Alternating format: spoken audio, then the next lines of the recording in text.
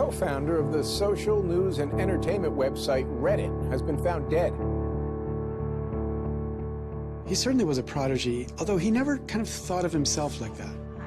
He was totally unexcited about starting businesses and making money.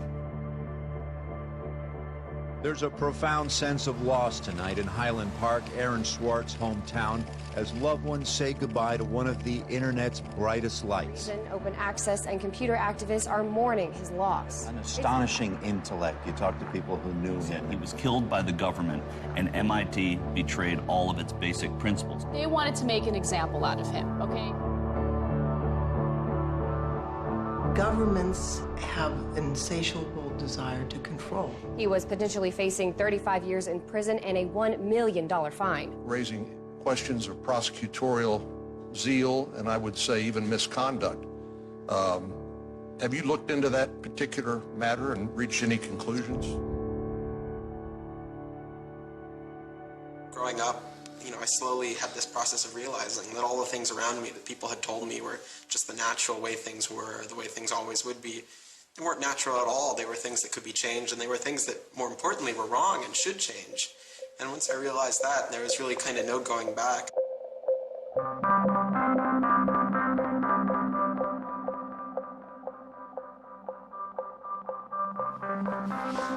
Welcome to Story Reading Time. The name of the book is Paddington at the Fair.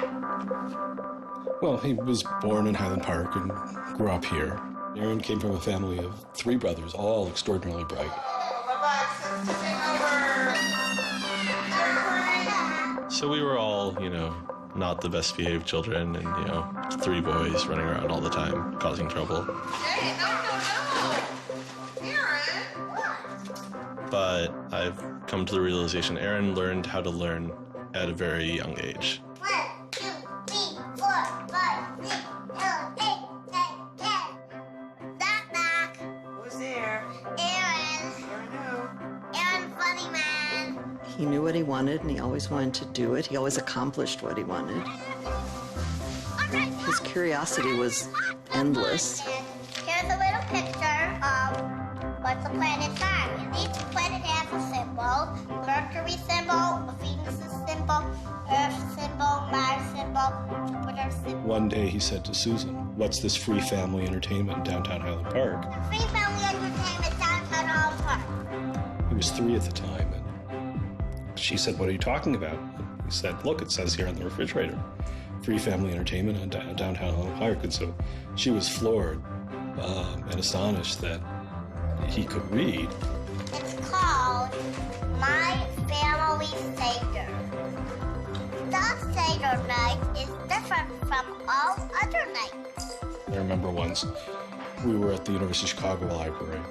I pulled a book off the shelf that was from like 1900 and showed him and said, this is really just an extraordinary place. We all were curious children, but Aaron really liked learning and really liked teaching. And they were going to learn the ABCs backwards. D-Y-X-W-V-U-T. I remember he came home from his first algebra class, and he was like, "Noah, let me teach you algebra." And I'm like, "What is algebra?" And he was always like that. Now you press the click button. There, now it's got that. Now it's in pink. When he was about 2 or 3 years old, and Bob introduced him to computers, and he just took off like crazy on them. Go faster, 102 ABC. We all had computers, but Aaron really took to them, really took to the internet. Working at the computer? Mommy, why is nothing working? He started programming from a really young age. I remember the first program that I wrote with him was in BASIC, and it was a Star Wars trivia game. He sat down with me in the basement where the computer was for hours programming this game. The problem that I kept having with him is there was nothing that I wanted done. And to him, there was always something to do, always something that programming could solve. The way Aaron always saw it is that programming is magic, right? You can accomplish these things that normal humans can't. Aaron made an ATM using like a Macintosh and like a cardboard box. One year for Halloween, I didn't know what I wanted to be, and he thought it'd be really, really cool if I dressed up like his new favorite computer, which at the time was the original iMac. I mean, he hated dressing up for Halloween, but he loved convincing other people to dress up as things that he wanted to see.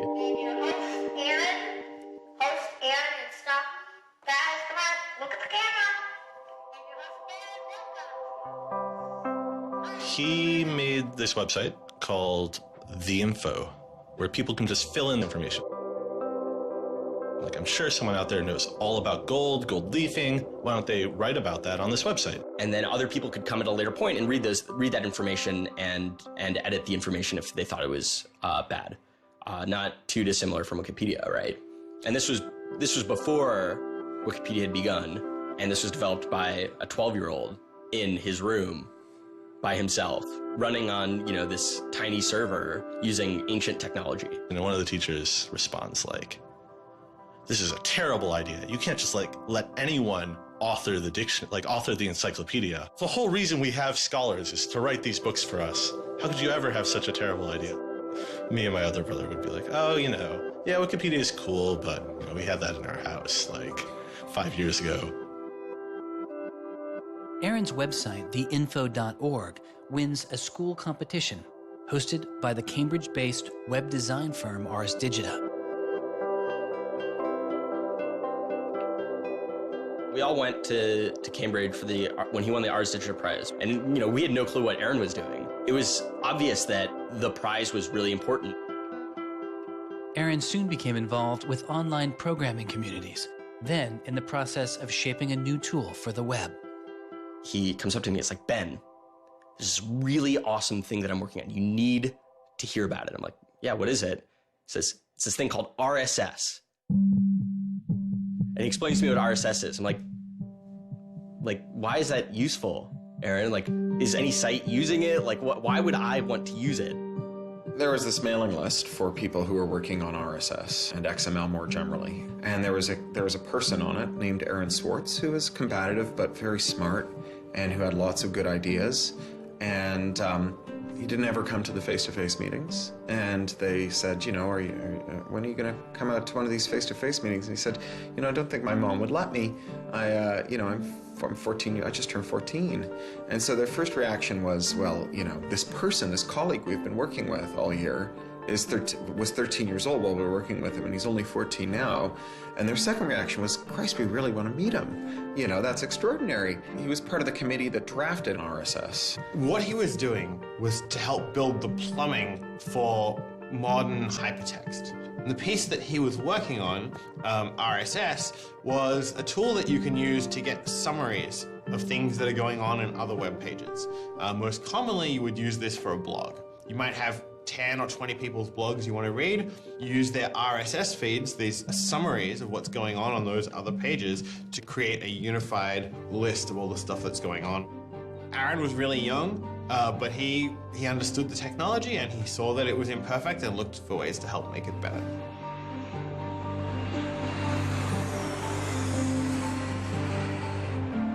So his mom started bundling him on planes in Chicago. We'd pick him up in San Francisco.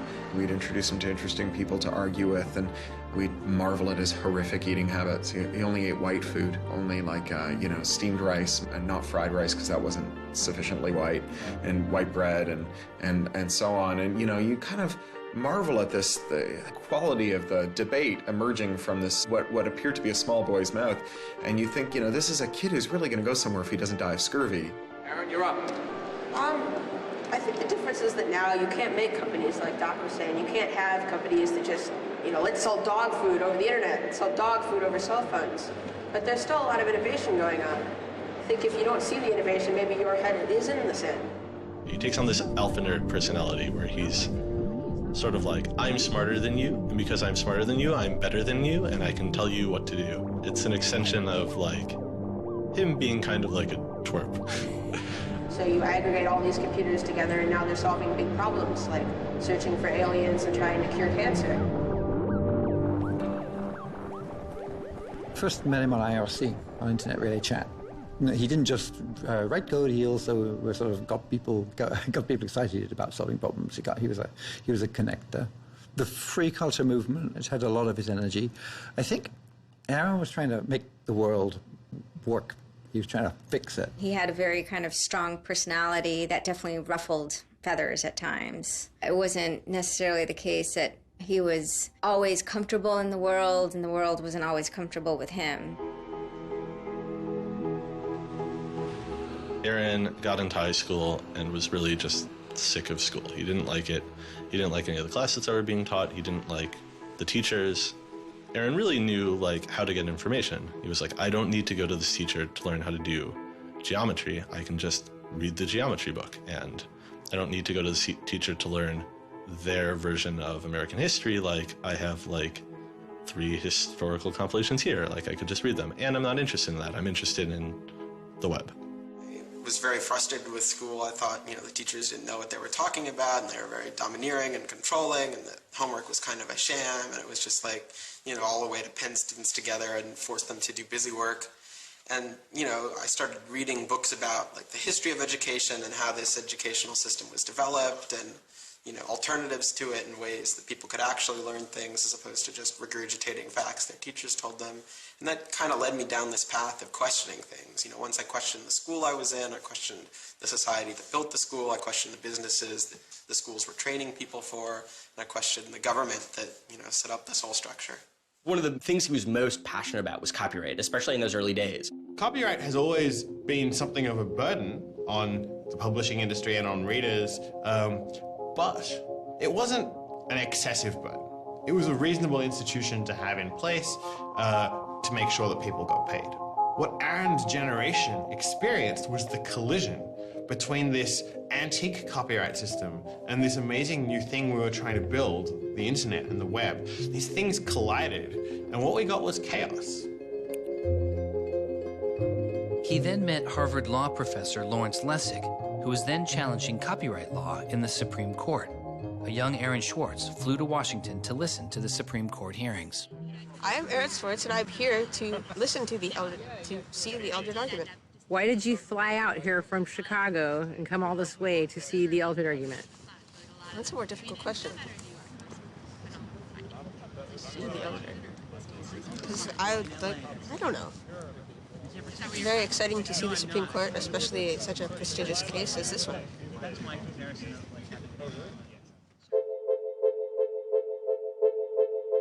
Lessig was also moving forward with a new way to define copyright on the internet. It was called Creative Commons. So the simple idea of Creative Commons is to give people, creators, a simple way to mark their creativity with the freedoms they intended to carry. So if copyright is all about all rights reserved, then this is a kind of some rights reserved model. It's I want a simple way to say to you, here's what you can do with my work, even if there are other things which you need to get my permission before you could do. And Aaron's role was the computer part. How do you architect the licenses so they would be simple and understandable and expressed in a way that machines could process it? And people are like, why do you have this, 15-year-old kid writing the specifications for the Creative Commons? Don't you think that's a huge mistake? And Larry's like, the biggest mistake we would have is not listening to this kid. He barely is not even tall enough to get over the podium, and it wasn't these movable podiums, so it was this embarrassing thing where once he put his screen up, nobody could see his face. When you come to our website here, and you go to choose license, it gives you this list of options, it explains what it means, and you fill out 3 simple questions. Do you want to require attribution? Do you want to allow commercial uses of your work? Do you want to allow modifications of your work? I was floored, just completely flabbergasted that these adults regarded him as an adult. And Aaron stood up there in front of a whole audience full of people and just started talking about the platform that he'd created for Creative Commons. And they were all listening to him. I was sitting at the back thinking, he's just a kid. Why are they listening to him? But they did.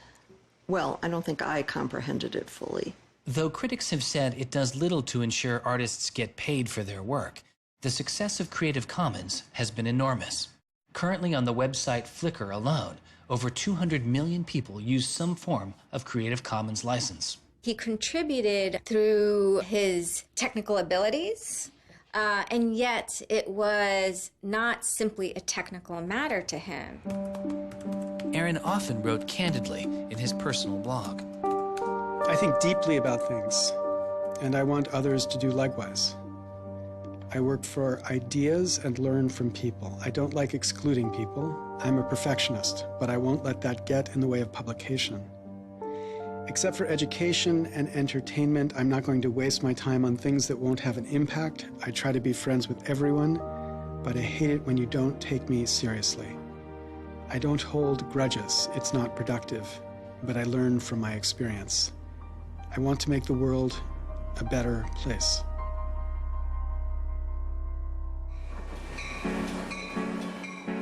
In 2004, Swartz leaves Highland Park and enrolls in Stanford University.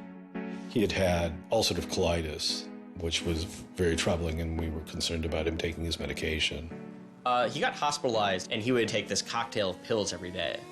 And one of those pills was a steroid, which stunted his growth and made him feel different from many of the other students. Aaron, I think, shows up at Stanford ready to do scholarship and finds himself in effectively a babysitting program for overachieving high schoolers who, in 4 years, are meant to become, captains of industry and one percenters. And I think it just made him bananas. In 2005, after only 1 year of college, Swartz was offered a spot at a new startup incubation firm called Y Combinator, led by Paul Graham. And he's like, hey, I have this idea for a website. And Paul Graham likes him enough and says, yeah, sure.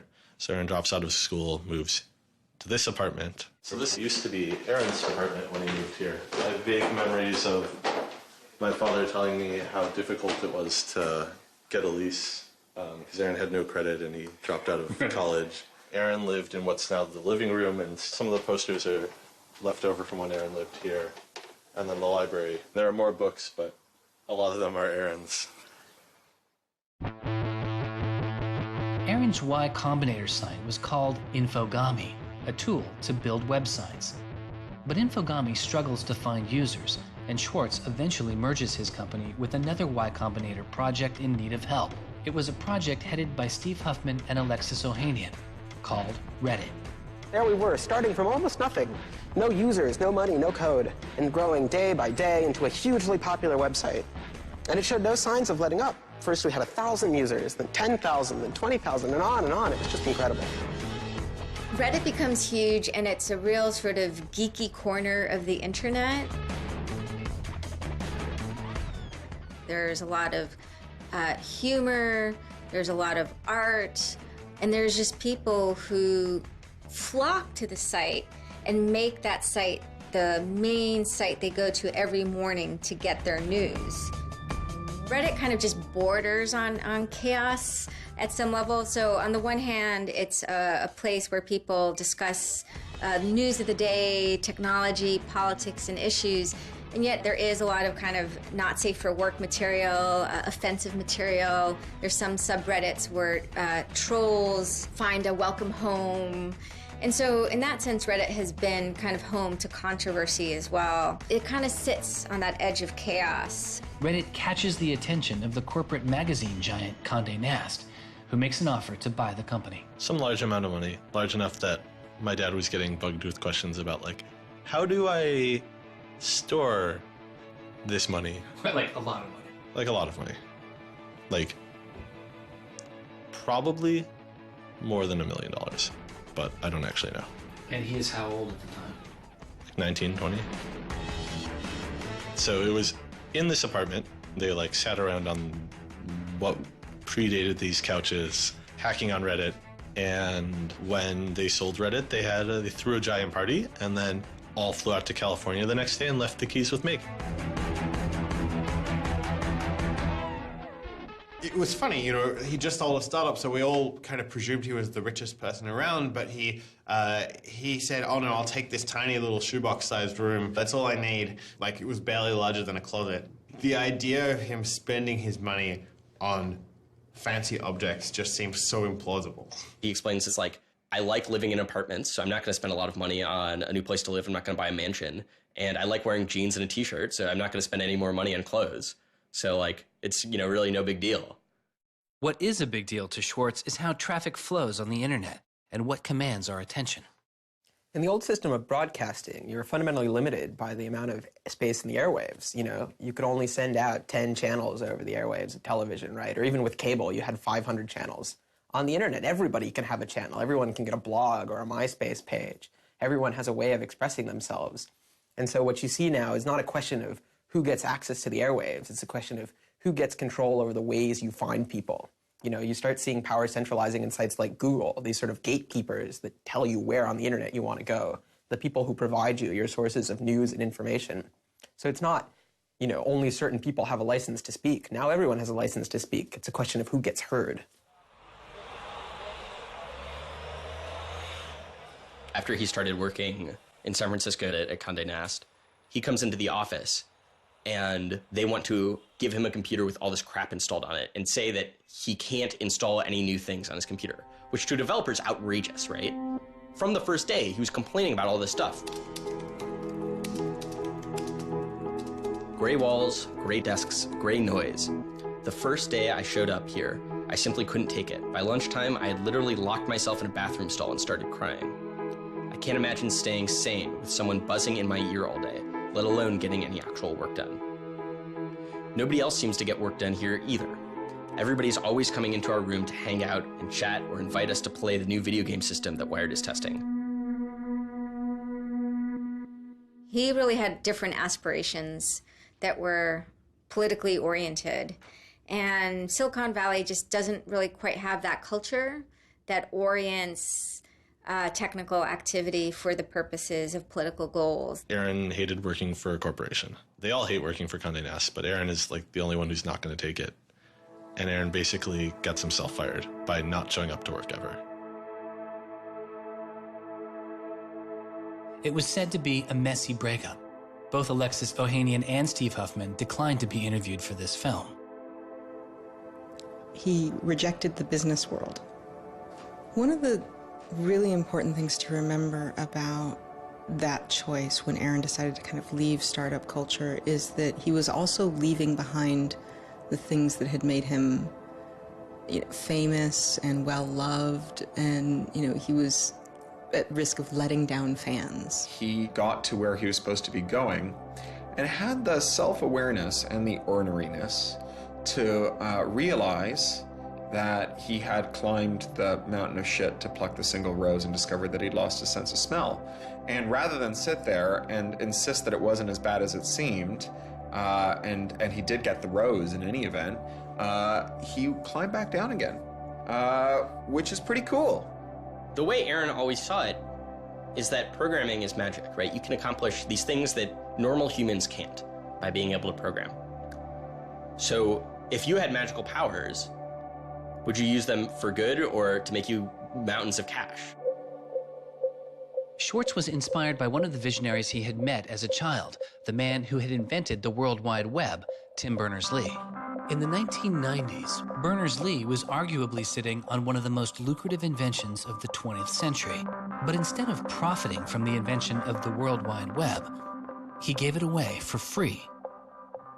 It is the only reason the World Wide Web exists today.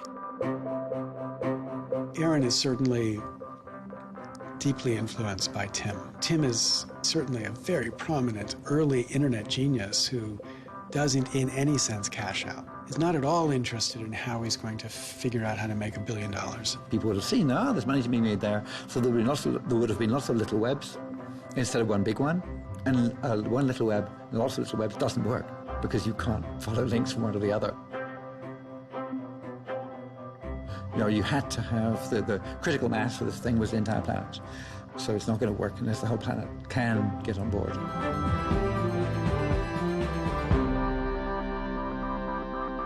I mean, I feel very strongly that it's not enough to just live in the world as it is, to just kind of take what you're given and, follow the things that adults told you to do and that, your parents told you to do and that society tells you to do. I think you should always be questioning. I take this very scientific attitude that everything you've learned is just provisional, that, you know, it's always open to recantation or refutation or questioning.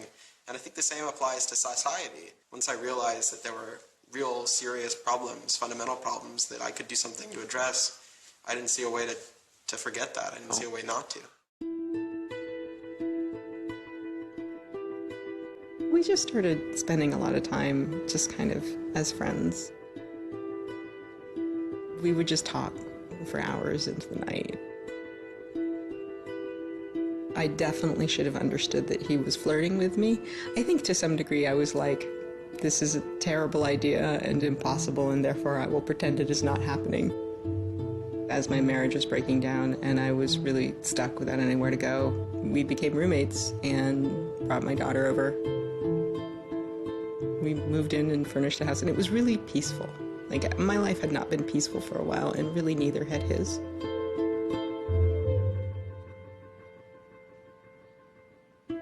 We were extremely close from the beginning of our romantic relationship. We were in constant contact. But we're both really difficult people to deal with. In a very Alan McBeal discussion, he confessed he had a theme song, and I made him play it for me. It was Extraordinary Machine by Fiona Apple.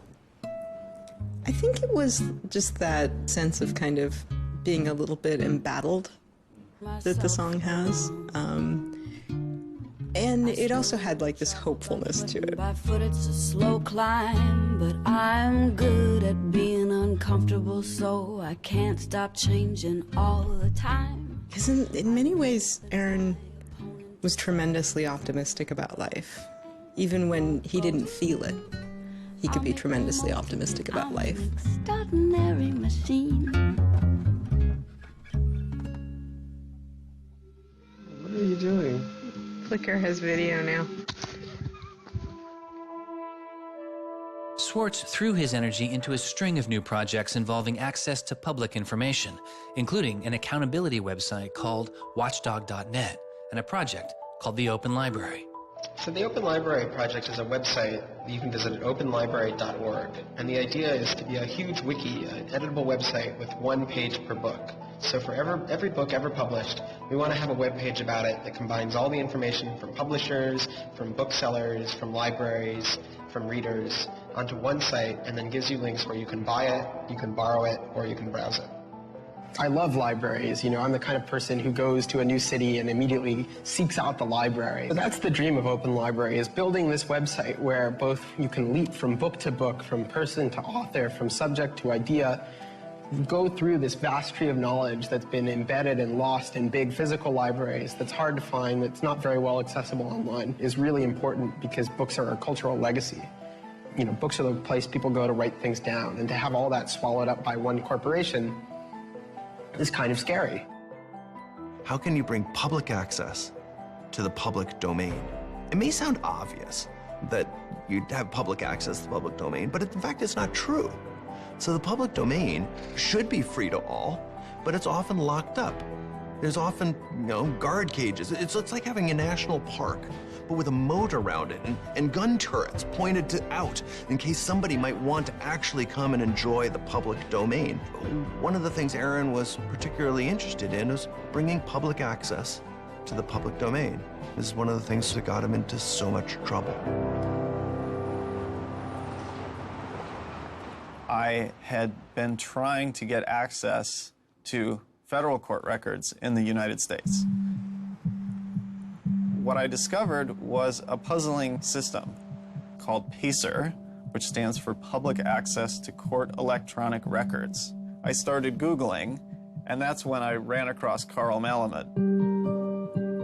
Access to legal materials in the United States is a $10 billion per year business. PACER is just this incredible abomination of government service. It's 10 cents a page.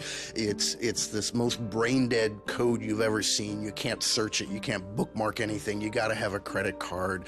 And these are public records. It's U.S. district courts are very important. It's where a lot of our seminal litigation starts, civil rights cases, patent cases, all sorts of stuff. And journalists and students and citizens and lawyers all need access to PACER, and it fights them every step of the way. People without means can't see the law as readily as people that have that gold American Express card. It's a poll tax on access to justice. The law is the operating system of our democracy, and you have to pay to see it.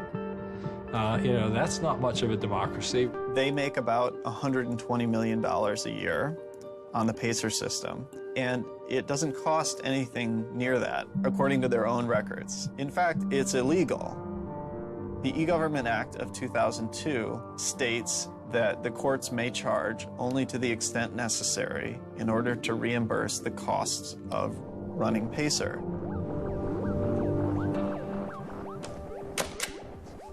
As the founder of public.resource.org, Malamud wanted to protest the PACER charges.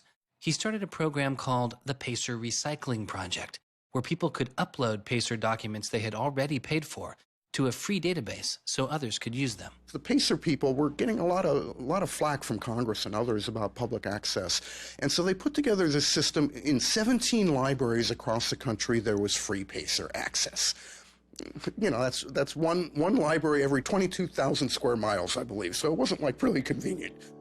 I encouraged volunteers to join the so-called Thumb Drive Corps and download docs from the public access libraries, upload them to the PACER recycling site. People take a thumb drive into one of these libraries and they download a bunch of documents and they send them to me.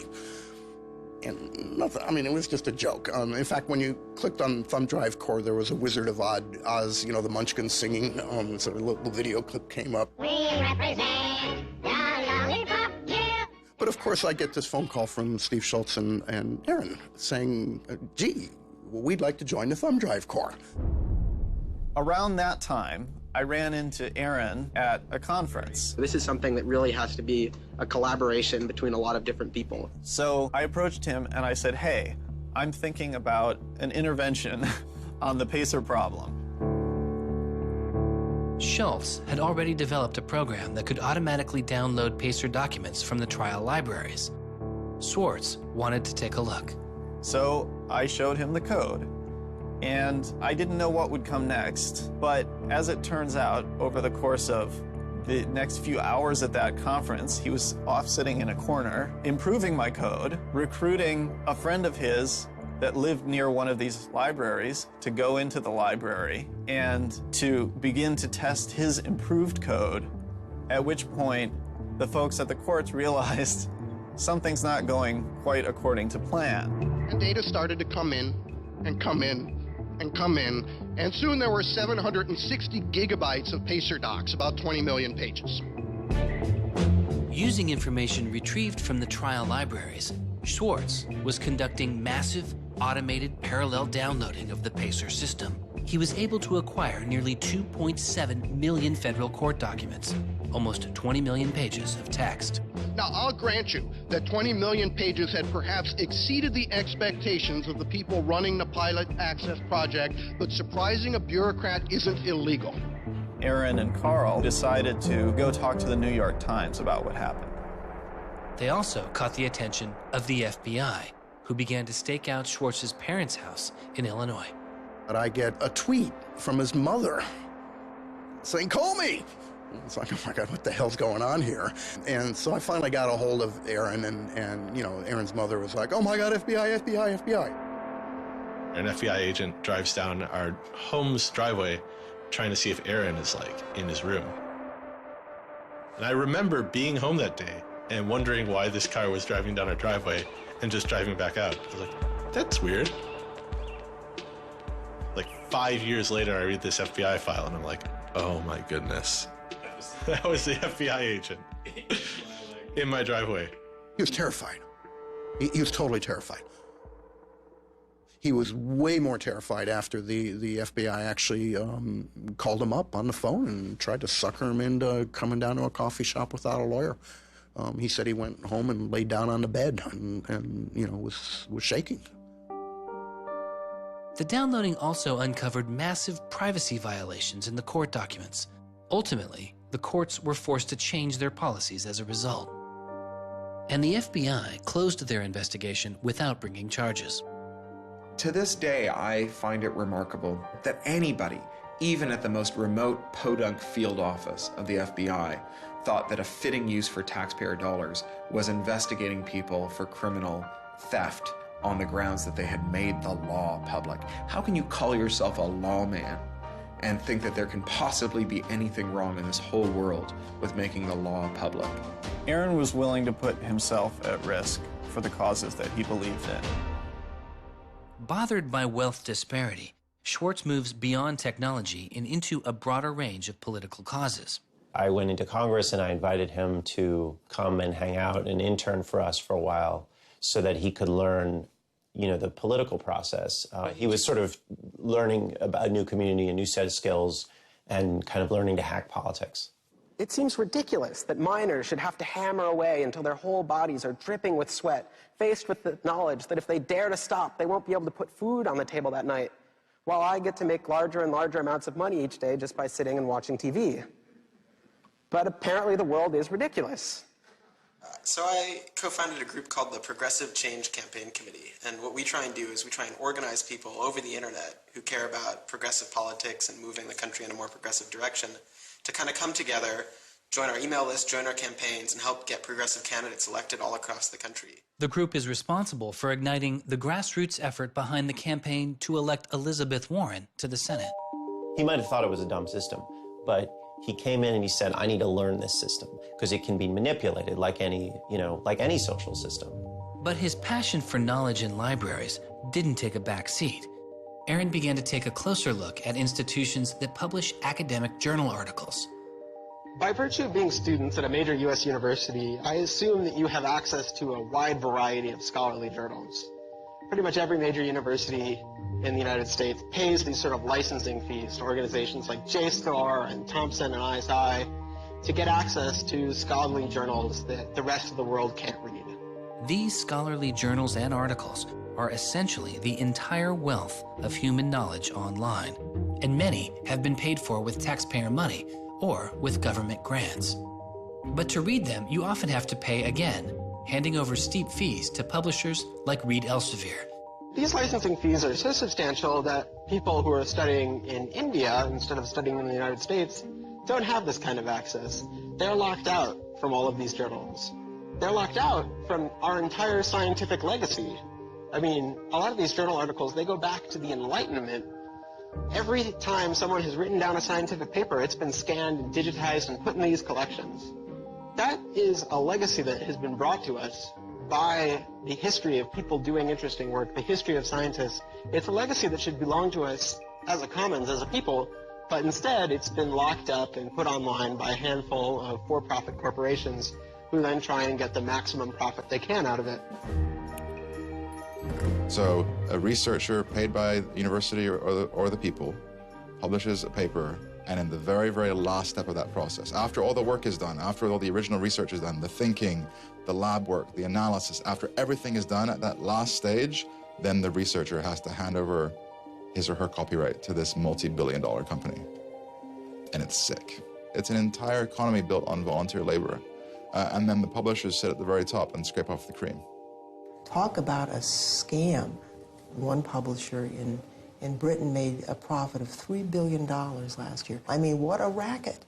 JSTOR is just a very, very small player in that story, but for some reason, JSTOR is the player that Aaron decided to confront. He'd gone to some conference around open access and open publishing, and I don't know who the person from JSTOR was, but I think at some point Aaron asked the question, like, how much would it cost to open up JSTOR in perpetuity? And they gave some, I think it was $200 million, something that Aaron thought was totally ridiculous. Working on a fellowship at Harvard, he knew users on MIT's famously open and fast network Nextdoor had authorized access to the riches of JSTOR. Swartz saw an opportunity. You have a key to those gates. And with a little bit of shell script magic, you can get those journal articles. On September 24th, 2010, Swartz registered a newly purchased Acer laptop on the MIT network under the name Gary Host. The client name was registered as Ghost Laptop. He doesn't hack JSTOR in the traditional sense of hacking. The JSTOR database was organized, so it was completely trivial to figure out how you could download all the articles in JSTOR because it was basically numbered. It was basically, / number article 444,024, then 25, then 26. He wrote a Python script called keepgrabbing.py, which was like keep grabbing one article after another. The next day, Ghost Laptop begins grabbing articles, but soon the computer's IP address is blocked. For Swartz, it's barely a bump in the road. He quickly reassigns his computer's IP address and keeps downloading. Well, JSTOR and MIT take a number of steps to try to interfere with this when they notice that this is happening. And when the more modest steps don't work, then at a certain stage, JSTOR just cuts off MIT from having access to the JSTOR database. So there's this kind of cat and mouse game around getting access to the JSTOR database. Aaron ultimately, obviously, is the cat because he has more technical capability than the JSTOR database people do in defending them. And eventually, there was an unlocked supply closet in the basement of one of the buildings. And he went, instead of going through Wi-Fi, he went down there and he just plugged his computer directly into the network and just left it there with an external hard drive downloading these articles to the computer. Unknown to Swartz, his laptop and hard drive had been found by authorities. They didn't stop the downloads. Instead, they installed a surveillance camera. They found the computer in this room in the basement of an MIT building. They could have unplugged it. They could have waited for the guy to come back and said, dude, what are you doing? You know, cut it out. Who are you? And they could have done all that kind of stuff, but they didn't. What they wanted to do was film it to gather evidence to make a case. That's the only reason you film something like that.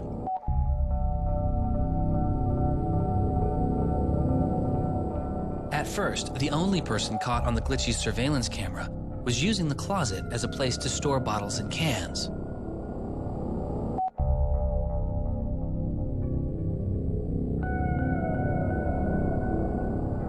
But days later, it caught Swartz.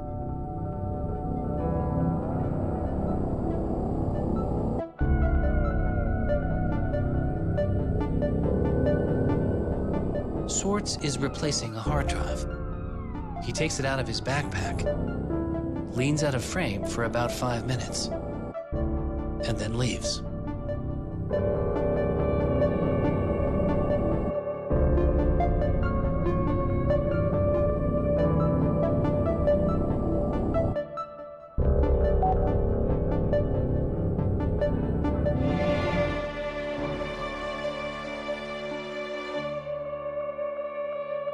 And then they organized a stakeout where as he was biking home from MIT, these cops came out from either side of the road or something like that and started going after him.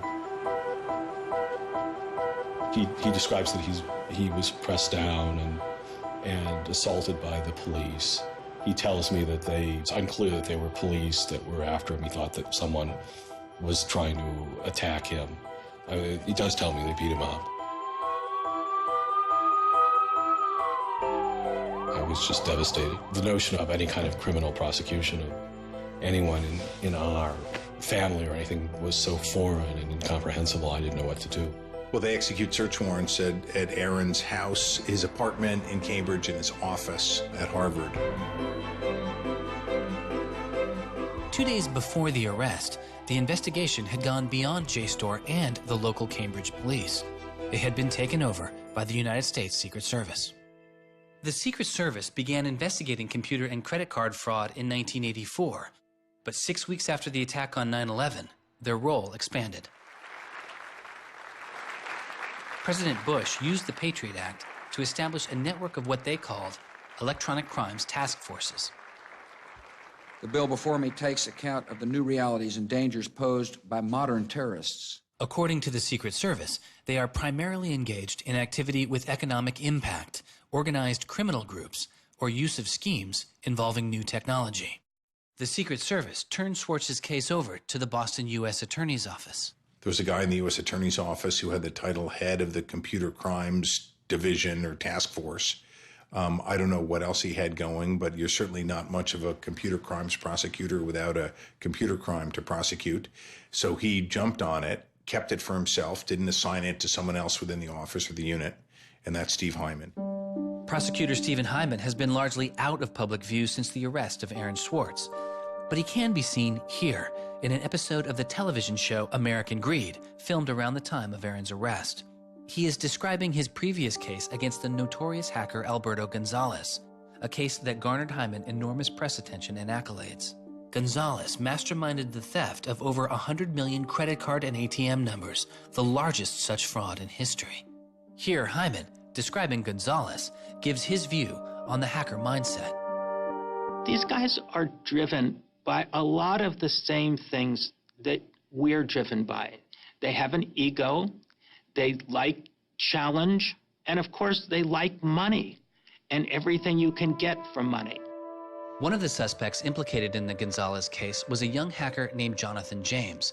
Believing Gonzalez's crimes would be pinned on him, James committed suicide during the investigation.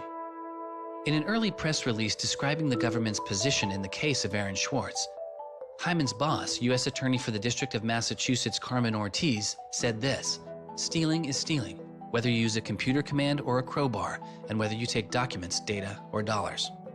It's not true. It's obviously not true. I'm not saying it's harmless, and I'm not saying that we shouldn't criminalize stealing of information, but you've got to be much more subtle in trying to figure out exactly which kinds of harms are harmful here. So the thing about a crowbar is every time I break into a place with a crowbar, I do damage. There's no doubt about it. But when Aaron writes a script that says download, download, download 100 times in a second, there's no obvious damage to anybody. If he does that for the purpose of gathering an archive to do academic research on it, there is never any damage to anybody. He wasn't stealing, he wasn't selling what he got or giving it away. He was making a point, as far as I could tell. The arrest took its toll on Swartz. He just wouldn't talk about it. And he's like very stressed. If you thought like the FBI was like going to come to your doorstep any day, anytime you went down the hall, even to do your laundry, and they would break into your apartment because you left the door unlocked, like, I'd be pretty stressed. And it was clear. And so Aaron was always sort of like in like a dour mood.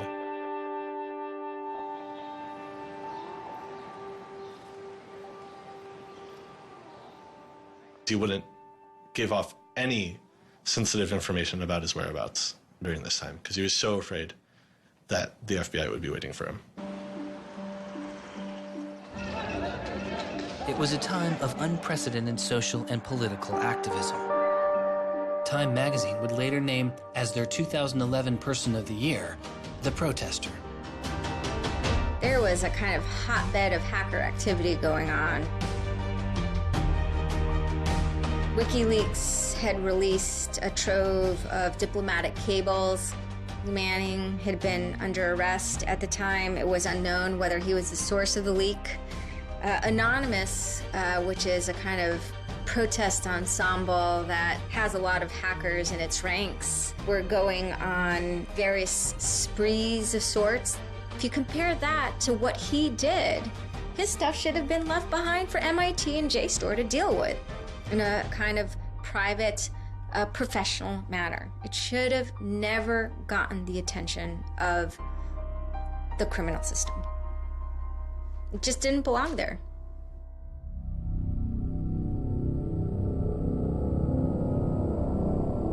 Before he was indicted, Swartz was offered a plea deal that involved 3 months in prison, time in a halfway house, and a year of home detention, all without the use of a computer.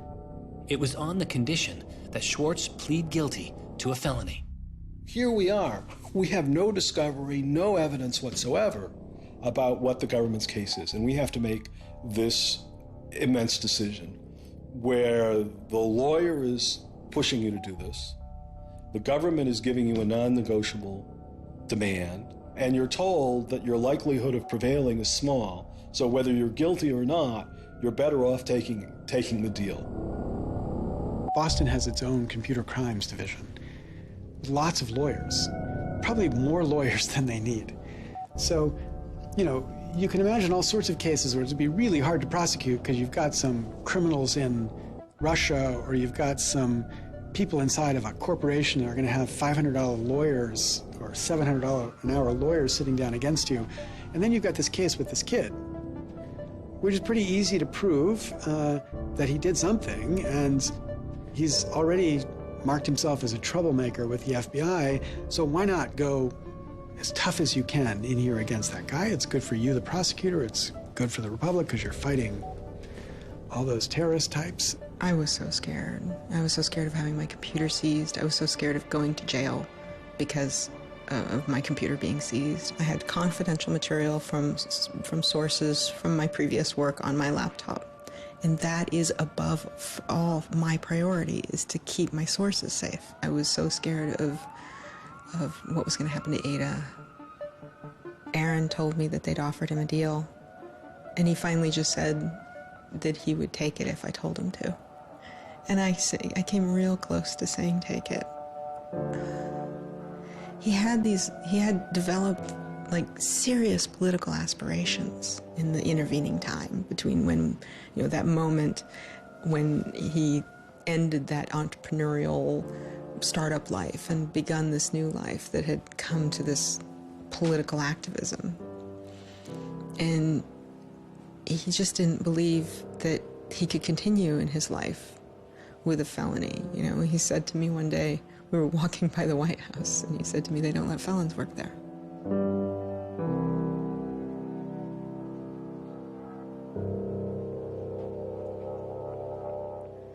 And he really wanted that to be his life. He hadn't killed anybody. He hadn't hurt anybody. He hadn't stolen money. He hadn't done anything that seemed felony worthy, right? And there is this idea that there's no reason that he should be labeled a felon and taken away his right to vote in many states for doing what he did. That's just outrageous. It makes sense for him to be, maybe fined a bunch of money or, asked not to come back to MIT again. But to be a felon, to face jail time. Schwartz turned down the plea deal. Hyman redoubled his efforts. Hyman continued to press us at all levels. Even with the physical evidence seized from Aaron's Acer computer, hard drive, and USB drive, the prosecutors needed evidence of his motives. Why was Aaron Swartz downloading articles from JSTOR, and just what did he plan to do with them? The government claims that he was planning to publish these. We don't really know whether that was his real intention, because Aaron also had a history of doing projects where he'd analyze giant data sets of articles in order to learn interesting things about them. The best evidence for that was that when he was at Stanford, he also downloaded the whole Westlaw legal database. In a project with Stanford law students, Swartz had downloaded the Westlaw legal database. He uncovered troubling connections between funders of legal research and favorable results. He did this amazing analysis of for-profit companies giving money to law professors who wrote law review articles which were then beneficial to Exxon during an oil spill, right? So it was a very corrupt system of funding, vanity research. Schwartz had never released the Westlaw documents. In theory, he could have been doing the same thing about the JSTOR database. That would have been completely okay. If he were, on the other hand, intending to create a competitive service to JSTOR, we're going to set up our own, access to the Harvard Law Review and charge, money for it, then, okay, now it seems like criminal violation because you're commercially trying to exploit this material, but it's kind of crazy to imagine that's what he was doing. So, but then there's the middle case. Well, what if he was just trying to liberate it for all of the developing world? But depending on what he was doing, it creates a very different character to how the law should be thinking about it.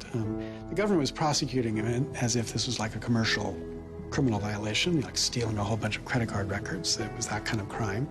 I don't know what he was going to do with that database, but I heard from a friend of his that Aaron had told him he was going to analyze the data for evidence of corporate funding of climate change research that led to biased results. And I totally believe that. I was just told that Steve wanted to talk to me. And I thought, maybe this is a way I could get out of this. Just just exit the situation. And I didn't want to live in fear of having my computer seized. I didn't want to live in fear of having to go to jail on a contempt of court charge if they tried to compel me to decrypt my computer. When they came to me and said, Steve wants to talk to you, that seemed reasonable. They offered Norton what is known as a Queen for a Day letter, or a proffer. It allowed prosecutors to ask questions about Aaron's case. Norton would be given immunity from prosecution herself for any information she revealed during the meeting. I didn't like it. I told my lawyers repeatedly that this seemed fishy. I didn't like this. I didn't want immunity. I didn't need immunity. I hadn't done anything. But they were really, really stringent that they did not want me meeting the prosecutor without immunity. But just to be clear, this is a Queen for a Day deal, a proffer. Right, a proffer letter. In which you basically handed information over them in exchange for protection from prosecution. So it wasn't handing information over. It was, at least that's not how I saw it. It was just having a discussion, having an interview with them. Well, they're asking you questions. They're asking me questions. They can ask about whatever they want. Right. And whatever they learn, I really, right, and I repeatedly tried to go in naked. I repeatedly tried to turn down the proffer letter. I was ill. I was being pressured by my lawyers. I was confused. I was not doing well by this point. I was depressed and I was scared and I didn't understand the situation I was in. I had no idea why I was in this situation. I hadn't done anything interesting, much less wrong. We went out of our minds. Aaron was clearly very distraught about it. We were very distraught about it. Aaron's attorneys were very distraught about it. We tried to get Quinn to change attorneys. I was very unused to being in a room with large men, well-armed, that are continually telling me I'm lying and that I must have done something. I told them that this thing that they were prosecuting wasn't a crime. I told them that they were on the wrong side of history. I used that phrase. I said, you're on the wrong side of history. And they looked bored. They didn't even look angry. They just looked bored. And it began to occur to me that we weren't having the same conversation. I mean, I told them plenty of things about, why people would download journal articles, and eventually, I don't remember what was around it. I mentioned that he'd done this blog post, the Guerrilla Open Access Manifesto. This is the Guerrilla Open Access Manifesto, supposedly written in July 2008 in Italy. Information is power. But like all power, there are those who want to keep it for themselves. The world's entire scientific and cultural heritage, published over centuries in books and journals, is increasingly being digitized and locked up by a handful of private corporations. Meanwhile, those who have been locked out are not standing idly by. You've been sneaking through holes and climbing over fences, liberating the information locked up by the publishers and sharing them with your friends. But all this action goes on in the dark, hidden underground. It's called stealing or piracy, as if sharing a wealth of knowledge were the moral equivalent of plundering a ship and murdering its crew. But sharing isn't immoral, it's a moral imperative. Only those blinded by greed would refuse to let a friend make a copy. There's no justice in following unjust laws. It's time to come into the light and, in the grand tradition of civil disobedience, declare our opposition to this private theft of public culture. The manifesto itself was allegedly written by 4 different people and also edited by Norton. But it was Swartz who had signed his name to it. When it's over, I go immediately to Aaron and tell him everything I can remember about it. And he gets very angry. The things that I'd done shouldn't have added up that way. I hadn't done anything wrong, and everything had gone wrong. But I was never...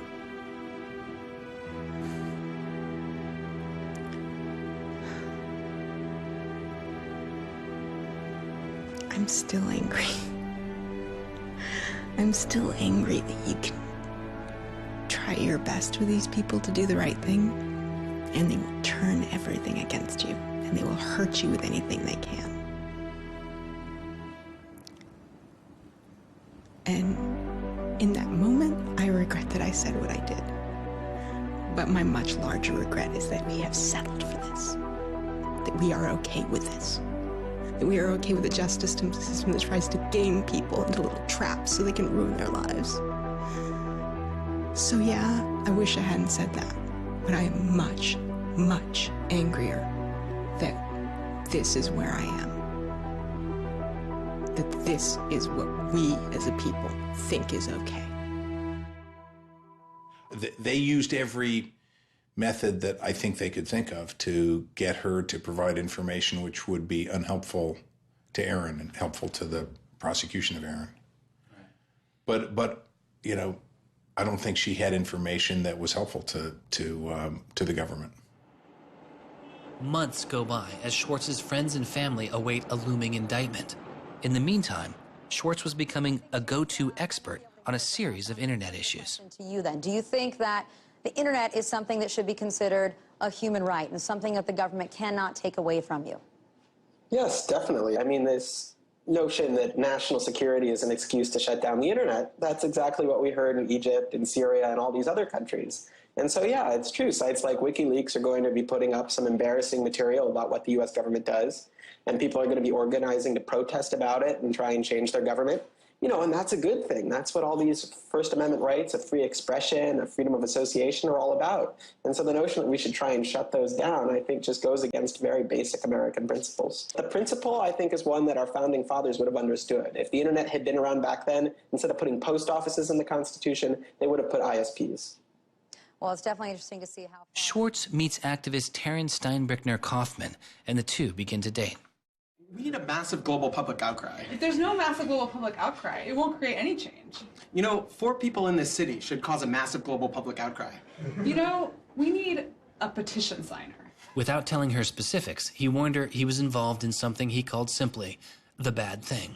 And I had sort of crazy theories, like that he was having an affair with Elizabeth Warren or something. I speculated both Hillary Clinton and Elizabeth Warren, actually, but... So sometime in probably late July, Aaron called me, and I happened to pick up, and he said, you know, the bad thing might be in the news tomorrow. Do you want me to tell you, or do you want to read about it in the news? And I said, well, I want you to tell me. And he said, well, I've been arrested for downloading too many academic journal articles, and they want to make an example out of me. And I was like, that's it? That's the big fuss? Really? Like, it just doesn't sound like a very big deal. On July 14th, 2011, federal prosecutors indict Swartz on 4 felony counts. He gets indicted on the same day that, like, 2 people in England who are part of LulzSec get arrested, and, like, a few other real hackers. And Aaron is just, like, someone who kind of looks like a hacker, enough that they can, like, you know, put his head on a stake and, like, put it on the gates. Aaron went to surrender, and they arrested him. They then strip searched him, took away his shoelaces, took away his belt, and left him in solitary confinement.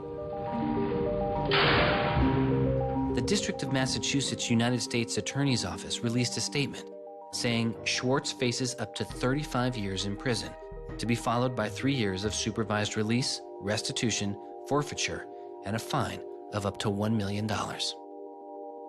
He is released on $100,000 bail. The same day, the primary victim in the case, JSTOR, formally drops all charges against Swartz and declines to pursue the case. JSTOR, they weren't our friends, they weren't helpful or friendly to us, but they also were just kind of like, we're not part of this. JSTOR and their parent company, Ithaca, also sidestepped requests to talk with this film. But at the time, they released a statement saying it was the government's decision whether to prosecute, not JSTOR's. And so it's our belief that with that, the case will be over. That we should be able to get Steve Hyman to drop the case or settle it in some rational way. And the government refused. Why? Well, because I think they wanted to make an example out of Aaron. And they said they wanted to, the reason why they wouldn't move on requiring a felony conviction and jail time was that they wanted to use this case as a case of for deterrence. They told us that. They told you that? Yes. This was going to be an example? Yes. He was going to be an example? Yes. Steve Hyman said that. Deterring who? Like, there's other people out there running around logging onto JSTOR and downloading the articles to make a political statement? I mean, who are they deterring? It would be easier to understand the Obama administration's posture of supposedly being for deterrence if this was an administration that, for instance, prosecuted arguably the biggest economic crime that this country has seen in the last 100 years, the crimes that were committed that led to the financial crisis on Wall Street. When you start deploying the non-controversial idea of deterrence only selectively, you stop making a dispassionate analysis of lawbreaking, and you started deciding to deploy law enforcement resources specifically on the basis of political ideology. And that's not just undemocratic, it's supposed to be un-American. Prosecutor Stephen Hyman later reportedly told MIT's outside counsel that the straw that broke the camel's back was a press release sent out by an organization Swartz founded called Demand Progress. According to the MIT account, Hyman reacted to the short statement of support, calling it a wild internet campaign and a foolish move that moved the case from a human one-on-one level to an institutional level.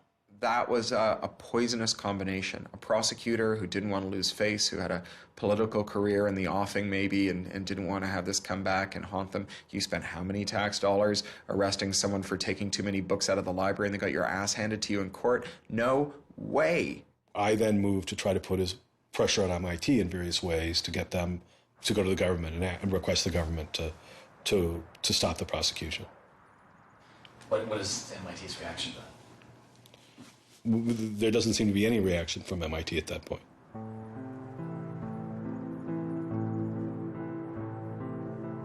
MIT doesn't defend Aaron, which to people inside of the MIT community seems outrageous because MIT is a place that encourages hacking in the biggest sense of the word. At MIT, the idea of going and running around on roofs and tunnels that you weren't allowed to be in was not only a rite of passage, it was part of the MIT tour. And lockpicking was a winter course at MIT.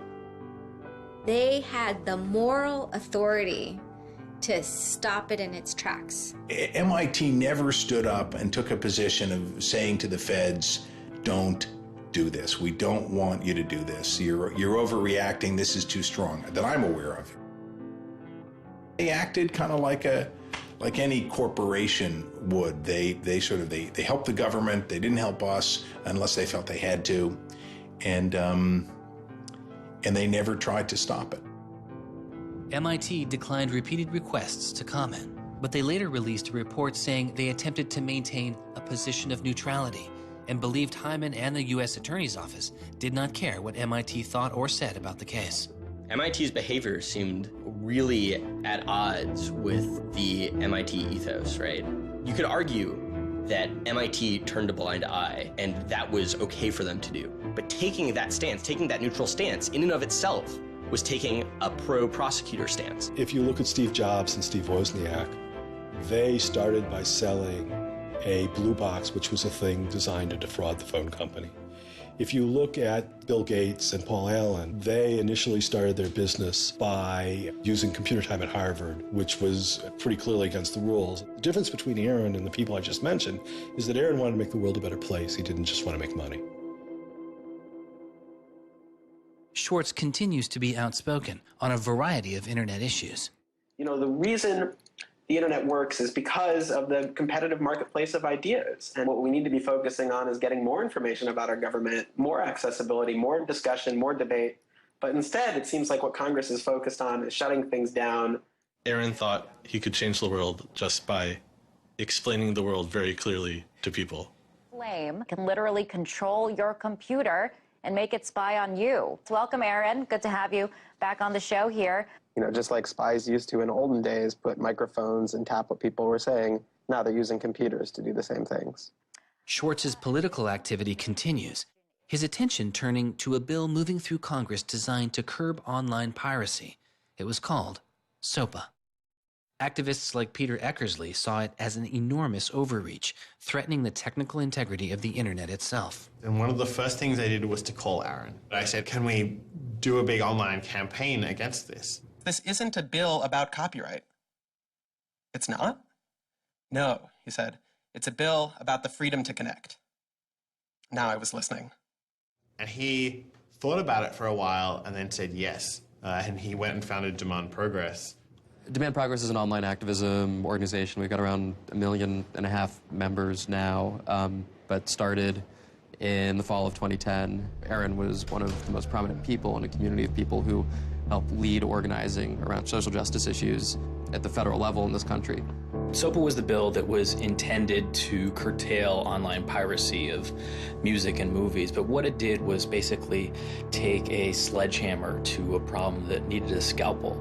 If passed, the law would allow a company to cut off finances to entire websites without due process, or even to force Google to exclude their links. All they needed was a single claim of copyright infringement. It pitted the titans of traditional media against a new and now far more sophisticated remix culture. It makes everyone who runs a website into a policeman. And if they don't do their job of making sure nobody on their site uses it for anything that's even potentially illegal, the entire site can get shut down without even so much as a trial. This was over the top. I mean, this was a catastrophe. This bill poses a serious threat to speech and civil liberties for all who use the internet. There were only a handful of us who said, look, we're not for piracy either, but it makes no sense to destroy the architecture of the internet, the domain name system, and so much that makes it free and open in the name of fighting piracy. And Aaron got that right away. The freedoms guaranteed in our Constitution, the freedoms our country had been built on, would be suddenly deleted. New technology, instead of bringing us greater freedom, would have snuffed out fundamental rights we'd always taken for granted. And I realized that day, talking to Peter, that I couldn't let that happen.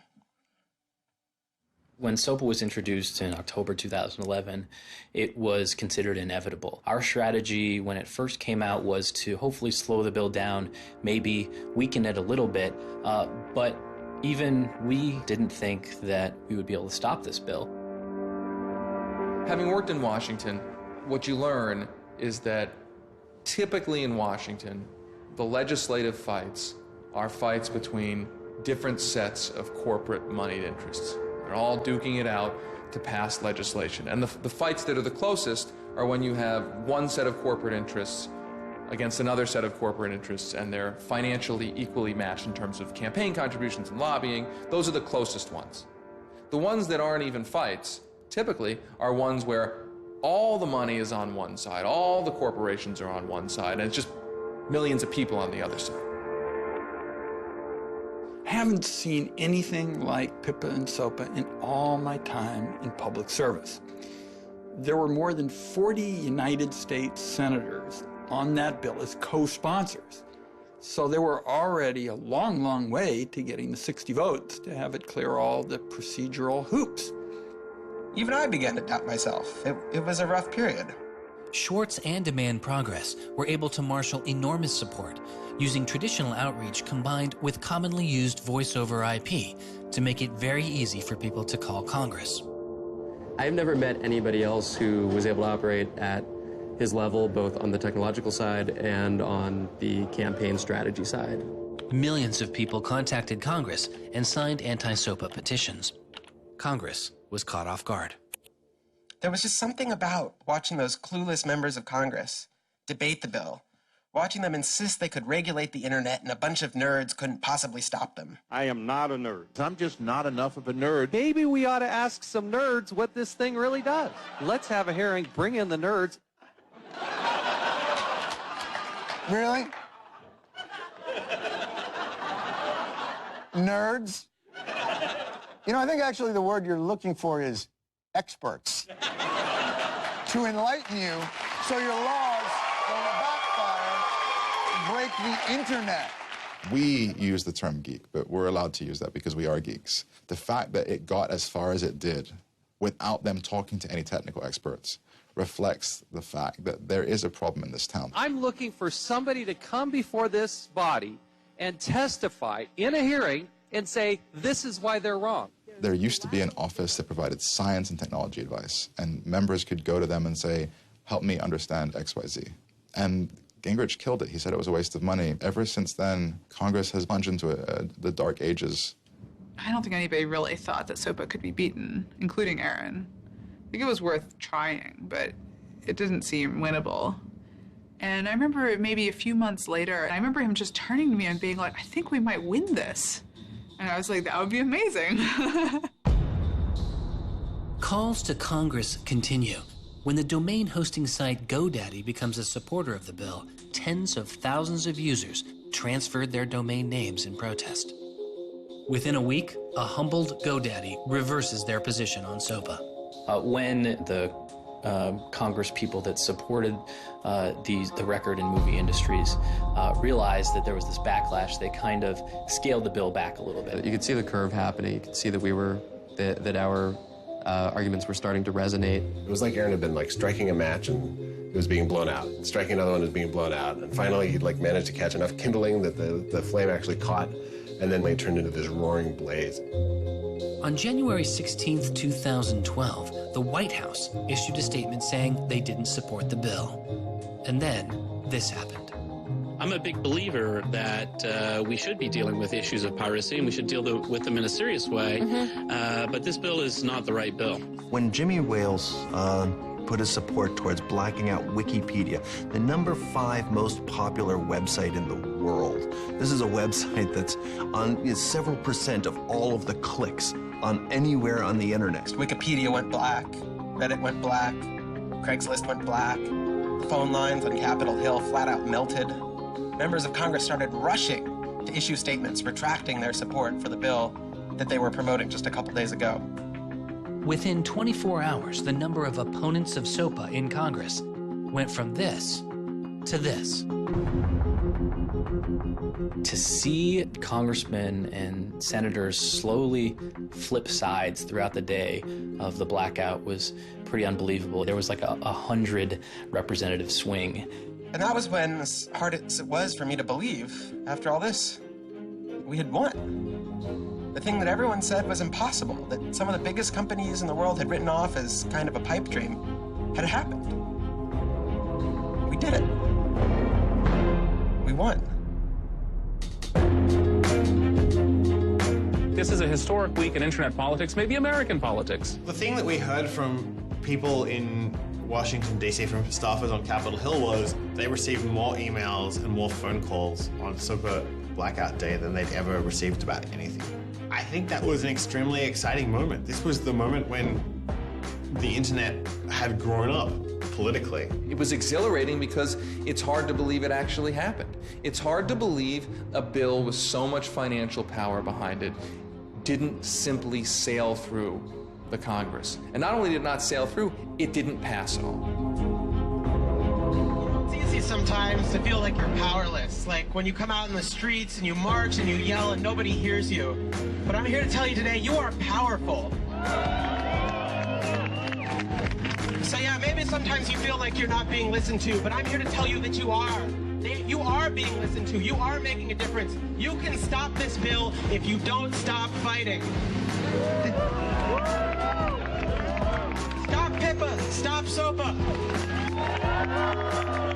Some of the biggest internet companies, to put it frankly, would benefit from a world in which their little competitors could get censored. We can't let that happen. For him, it was more important to be sure that you made a small change than to play a small part in a big change. But SOPA was like playing a major part in a major change. And so for him, it was kind of this proof of concept, like, okay, what I want to do with my life is change the world. I think about it in this really scientific way of like, I'm measuring my impact. And this shows that it's possible, right? That the thing that I want to do with my life is possible. I have proved that I can do it, that I, Aaron Swartz, can change the world. For a guy who never really thought he had done much, which was Aaron, it was one of the few moments where you could really see that he felt like he had done something good. Feeling like here is his maybe one and only victory lap. Everyone said there was no way we could stop SOPA. We stopped it. This is 3 outrageously good victories, and the year isn't even over yet. I mean, if there's a time to be positive, it's now. You know, he wins at SOPA a year after he's arrested It's not unambiguously happy moments. There's a lot going on. He's so attuned towards participating in the political process, you can't stop him. The list of organizations Swartz founded or co-founded is enormous. And years before Edward Snowden would expose widespread internet surveillance, Swartz was already concerned. It is shocking to think that the accountability is so lax that they don't even have sort of basic statistics about how big the spying program is. And if the answer is, oh, we're spying on so many people we can't possibly even count them, then that's an awful lot of people, right? It would be one thing if they said, look, you know, we know the number of telephones we're spying on, we don't know exactly how many real people that corresponds to, but they just came back and said, we can't give you a number at all. That's pretty, I mean, it's scary is what it is. Well, that's scary. You know, they put incredible pressure on him, took away his, all of the money he had made. They, threatened to take away his physical freedom. Why'd they do it? I mean, well, why are they going after whistleblowers? Why are they going after people who tell the truth about all sorts of things? I mean, from the banks to the, to war, to just sort of government transparency. So secrecy serves those who are already in power. And we are living in an era of secrecy that coincides with an era where the government is doing also a lot of things that are probably illegal and unconstitutional. So those two things are not coincidences. It's very clear that this technology has been developed not for small countries overseas, but right here for use in the United States by the U.S. government. The problem with the spying program is it's this sort of long, slow expansion, going back to the Nixon administration, right? Obviously, it became big after 9/11 under George W. Bush, and Obama has continued to expand it, and the problems have slowly grown worse and worse. But there's never been this moment you can point to, say, okay, we need to galvanize opposition today because today is when it matters. Instead, it's mattered for. The prosecution, in my estimation, of Aaron Swartz was about sending a particular laser-like message to a group of people that the Obama administration sees as politically threatening. And that is essentially the hacker, the information, and the democracy activist community. And the message that the Obama administration wanted to send to that particular community was, in my estimation, we know you have the ability to make trouble for the establishment. And so we are going to try to make an example out of Aaron Swartz to scare as many of you as possible into not making that trouble. And the government said, oh, the legal opinions we're using to legalize the spying program are also classified. So we can't even tell you which laws we're using to spy on you. Every time they can say, oh, this is another instance of cyber war, the cyber criminals are attacking us again, we're all in danger, we're all under threat. They use those as excuses to push through more and more dangerous laws. And so just to follow that up, like personally, how do you feel the fight is going, I guess? It's up to you. I know, but we gotta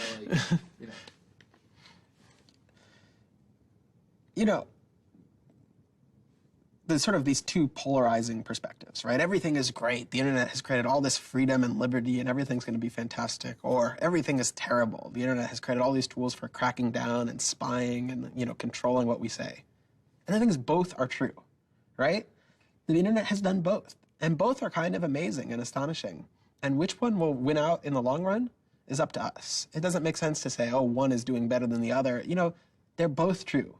And it's up to us which ones we emphasize and which ones we take advantage of, because they're both there and they're both always going to be there.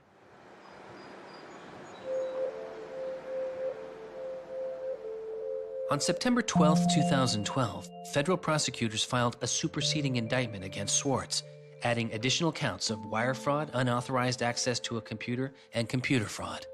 Now, instead of 4 felony counts, Swartz was facing 13. The prosecution's leverage had dramatically increased, as did Swartz's potential jail time and fines. They filed a separate indictment to add more charges, and they had a theory about why this conduct constituted a number of federal crimes, and that a very significant sentence could attach to it under the law. That theory, and much of the prosecution's case against Swartz, involved a law created originally in 1986. It is called the Computer Fraud and Abuse Act. The Computer Fraud and Abuse Act was inspired by the movie War Games with Matthew Broderick, which is a great movie. I have you now. In this movie, a kid gets the ability through the magic of computer networks to, launch a nuclear attack. You know, that's not actually possible, and it certainly wasn't possible in the 80s, but apparently this movie scared Congress enough to pass the original Computer Fraud and Abuse Act. This is a law that's just behind the times. For example, that penalizes terms of service kinds of arrangements. You can have something like eHarmony or Match.com, and somebody sort of inflates their own personal characteristics, and all of a sudden, depending on the jurisdiction and the prosecutors, they could be in a whole host of troubles. We all know what terms of use are. Most people don't read them, but not abiding by their terms could mean you are committing a felony. The website terms of service often say things like, be nice to each other, or don't do anything that's improper. The idea that the criminal law has anything to say about these kinds of violations, I think strikes most people as crazy. The examples get even more crazy. Until it was changed in March of 2013, the terms of use on the website of Hearst's 17 magazine said you had to be 18 in order to read it. I would say that the way the CFA has been interpreted by the Justice Department, we are probably all breaking the law. Vague and prone to misuse, the CFAA has become a one-size-fits-all hammer for a wide range of computer-related disputes. Though not the only factor in his case, 11 of the 13 charges against Swartz involved the Computer Fraud and Abuse Act. The question why hangs over much of the story of Aaron Swartz. Just what was motivating the government, and what would their case have been? The Department of Justice declined requests for answers, but Professor Aaron Kerr is a former prosecutor who has studied the case. So I think I come about this case from a different direction than other people on a number of reasons. I was a federal prosecutor at the Justice Department for 3 years before I started teaching. The government came forward with an indictment based on what crimes they thought were committed, just as a purely lawyers matter, looking at the precedents, looking at the statute, looking at the history, looking at the cases that are out there so far. I think it was a fair indictment based on that. You can debate whether they should have charged this case. There's just a lot of disagreement. Some people are on the open access side, some people are not. I think the government took Swartz's guerrilla open access manifesto very seriously. And I think they saw him as somebody who was committed as a moral imperative to breaking the law to overcome a law that Swartz saw as unjust. And in a democracy, if you think a law is unjust, there are ways of changing that law. There's going to Congress, as Swartz did so masterfully with SOPA. Or you can violate that law in a way to try to nullify that law. And I think what was driving the prosecution was the sense that Swartz was committed not just to breaking the law, but to really making sure that law was nullified, that everyone would have access to the database in a way that you couldn't put the toothpaste back into the tube. It would be done, and Swartz's side would win. There's a big disagreement in society as to whether that is an unjust law, and ultimately that's a decision for the American people to make, working through Congress. And then the second problem is, I think, we're still trying to figure out what's the line between less serious offenses and more serious offenses. We're now entering this different environment of computers and computer misuse, and we don't yet have a really strong sense of exactly what these lines are. So we're just working that out. This is a poor use of prosecutorial discretion. The hammer that the Justice Department has to scare people with it just gets bigger and bigger and bigger. And so most people just, you can't roll the dice with your life like that. Should we tap somebody's phone? Should we film them? Should we turn somebody and get them to testify against these other people? That's how federal agents and prosecutors think. They build cases, they make cases. Swartz was caught in the gears of a brutal criminal justice system that could not turn back. A machine that has made America the country with the highest rate of incarceration in the world.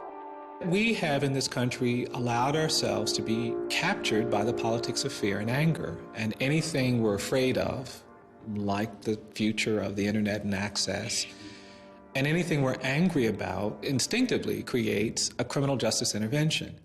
And we've used jail, prison, and punishment to resolve a whole host of problems that historically were never seen as criminal justice problems. The impulse to threaten, indict, prosecute, which is part of what has created this debate and controversy over online access and information on the internet, is very consistent with what we've seen in other areas. The one difference is that the people who are usually targeted and victimized by these kinds of criminal and carceral responses are typically poor and minority. Swartz's isolation from friends and family increased. He had basically stopped working on anything else, and the case was, in fact, like taking over sort of his whole life. One of Aaron's lawyers apparently told the prosecutors that he was emotionally vulnerable and that was something that they really needed to keep in mind so that they knew that. It was weighing on him very heavily. He did not like having his actions and his movements restricted in any way. And the threat of jail, which they pounded him with a lot, was terrifying to him. Completely exhausted his financial resources, and it cost us a lot of money also, and he raised a substantial amount of money. So it was, it was in the millions of dollars. The legal defense? Yes. Was in millions?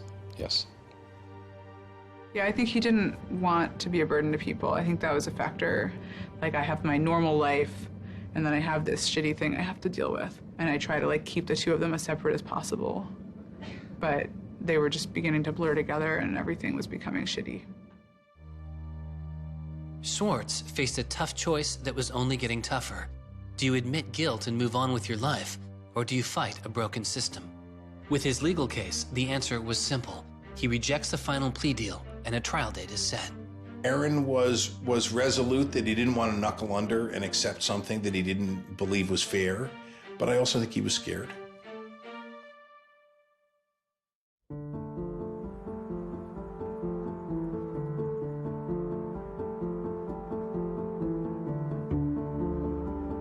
I don't think they would have convicted Aaron. I think we would have walked him out of that courthouse, and I would have given him a big hug, and we would have walked across that little river in Boston and gone and had a couple of beers. I really thought that we were right. I thought that we were going to win the case. I thought that we could win the case. He didn't talk about it very much, but you could see the enormous pain that he was going through.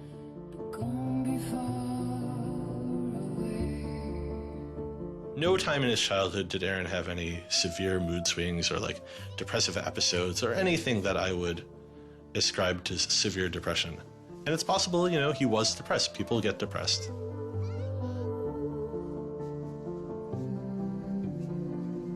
Very early in our relationship, 3 or 4 weeks in or something, I remember him saying to me that I was a lot stronger than he was.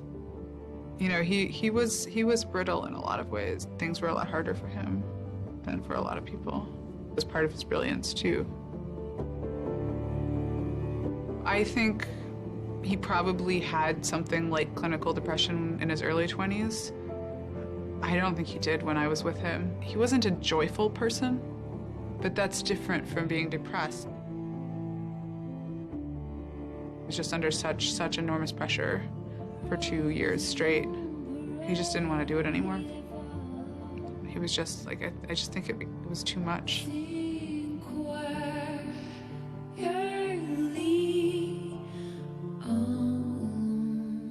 I got a phone call late at night. I could tell something was wrong, and then I called and I realized what had happened. A co-founder of the social news and entertainment website Reddit has been found dead.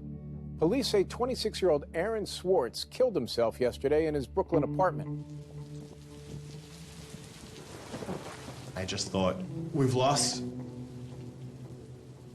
one of the most creative minds of our generation. It was like the whole world fell apart at that moment.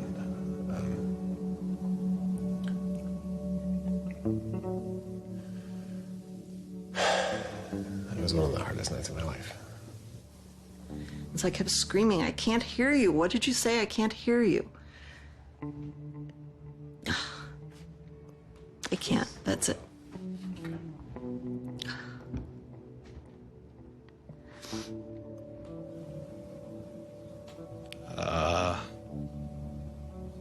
Yeah, none of it made any sense.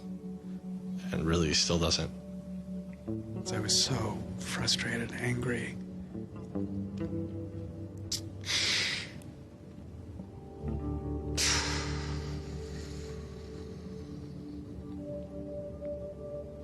tried to explain it to my kids. My 3-year-old told me that the doctors would fix him.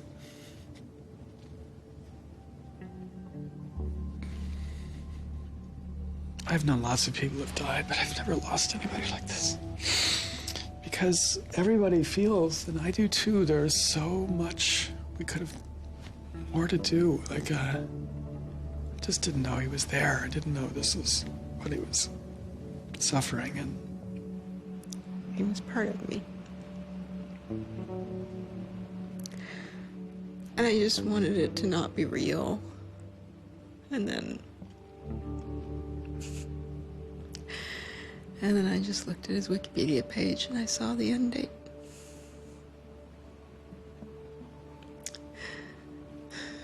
To 2013.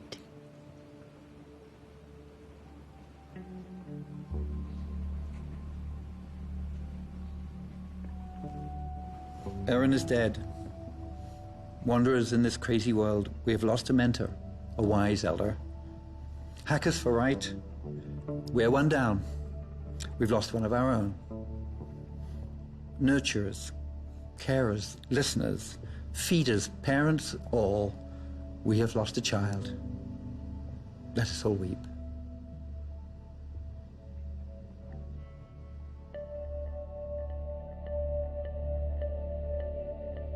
my first thought was, well, what if nobody even notices? Because it wasn't clear to me how salient he was. I had never seen anything quite like the outpouring I saw. The net just lit up. I mean, everyone was trying to explain it in their own way, but I've never seen people grieve on Twitter before. People were visibly grieving online.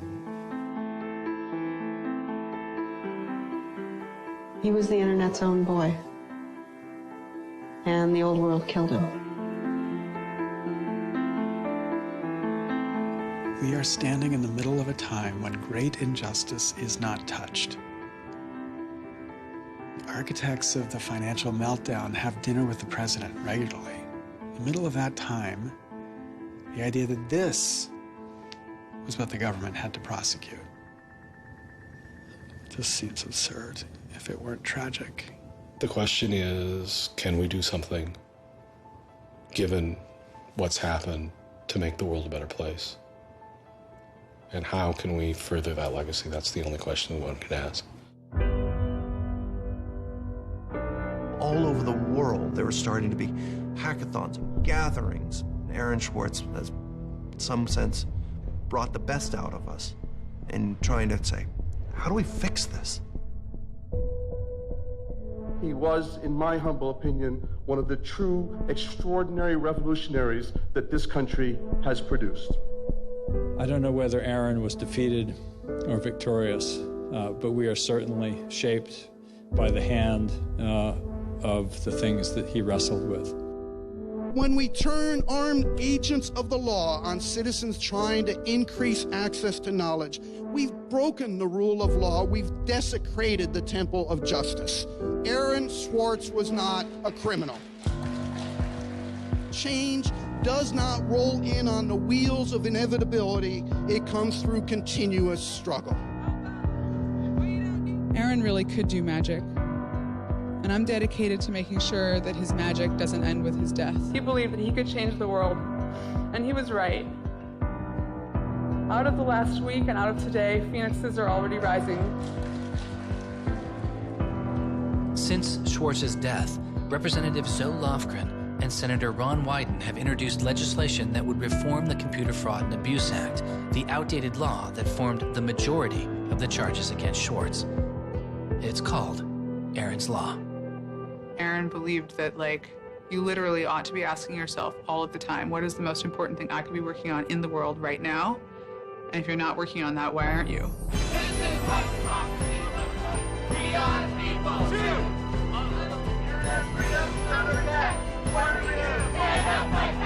Internet freedom is under attack. What do we do? Hey, hey, go home.